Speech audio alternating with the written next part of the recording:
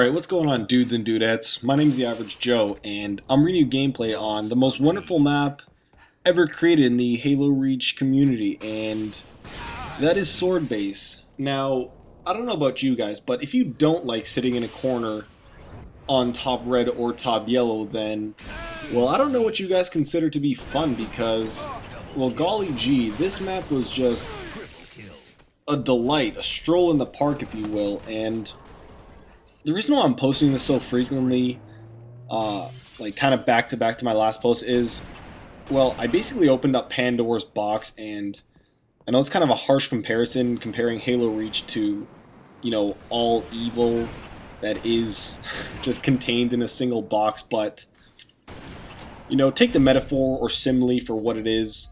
I was never really that good at English. My English teacher actually hated my guts, and just get blasted in the face by this guy. And for whatever reason, when that guy picked up my sword, even though he had a shotgun, it reminded me of a young boy at a toy store who was just nagging his mom like, "No, Mom, I want 2 toys." And then after just nagging and nagging, she'd be like, "Okay, fine, just get the 2 freaking toys. Just shut up, leave me alone." Anyways, so yeah, rather than just leaving that video as open-ended as I did, I felt like I should offer some solutions on how to improve some things in the game, things like armor lock. Like, look at this. I can't do absolutely anything right now. I'm just sitting here like a salami, and all that guy really did was prolong his death. And anyways, let's just move on. So first of all, how they can improve armor lock. First of all, my most preferred option would just be all around take it out of the game. Just remove it. 343, everyone in the Halo community would love you, but I don't think that's a realistic option, so let's just move on to option number 2.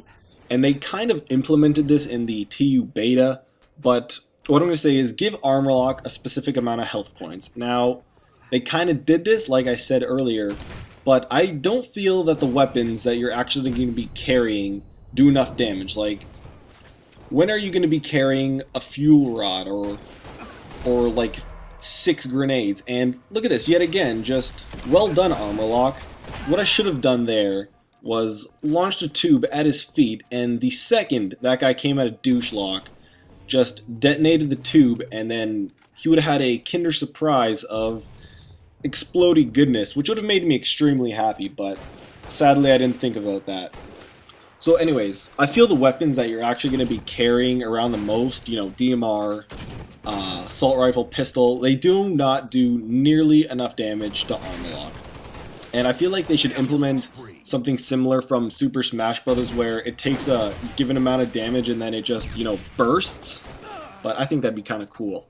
Number 3, you cannot tap armor lock. And what I mean by this is, once you tap armor lock, you can't just pop right back out like the guy in the intro clip did. Once you tap it, you're just stuck in armor lock for the entire duration of your armor lock cycle. And finally, you cannot regenerate any health or shields when in armor lock, and it seems kind of fair. Nobody can kill you, but you can still regenerate health and shields. It's ridiculous. Anyways, moving on. I would like to talk about Monsieur Jetpack, aka Mr. Buzz Lightyear, and I don't really have that many solutions. It's just I have 1 or 2 ideas. One would be, again, just take it out of the game. You're going to see a pattern of me saying that, but that's really my most preferred option. Okay, so again, take it out, or just change how the jetpack loadout actually regenerates. Eat that, Nate Joe. Anyway, so when you use sprint, the second you stop sprinting, your loadout does not begin to regenerate. But when you're using jetpack, the second you stop jetpacking, your jetpack fuel or loadout starts to regenerate instantaneously. And as a good player, if you play relatively smart, then you have virtually unlimited jetpack ammo, and not ammo, jetpack fuel.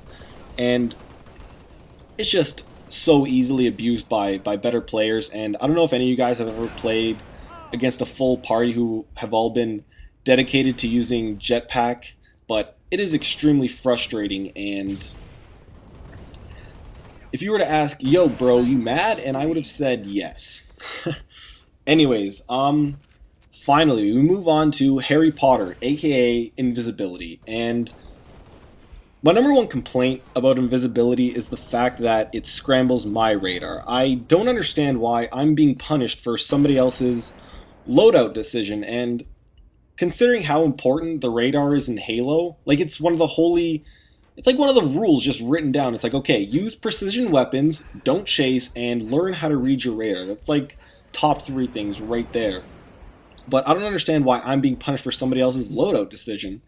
And I think what they should do is make it a little more obvious, and well done Armorlock yet again, but they should make it a little more obvious on which one of the dots in the midst of the Invis Scrambler thing is the actual Invis user.